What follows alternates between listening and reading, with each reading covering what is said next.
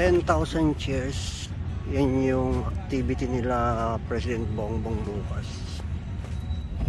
Punta ako ngayon sa pwesto kasi kaninang umaga mayroong nag-inquire sa atin ng chairs.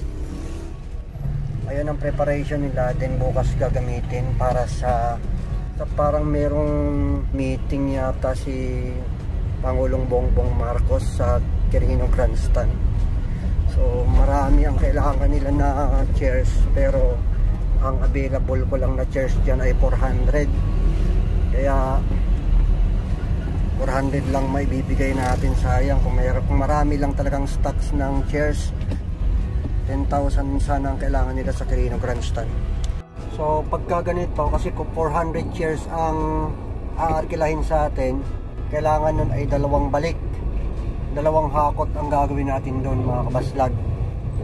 Pagka ganon, syempre yung crudo nun ikakargo na natin yon sa delivery charge. So kukuha pagka ganon yung ating deliver, yung itiyakin lang talaga din natin sa estimate natin na hindi kayo lugi sa crudo.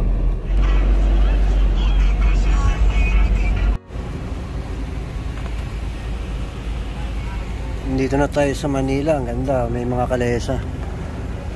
Wow. Manila Ocean Park. Dito tayo magdi-deliver ng chairs sa Quirino Grandstand.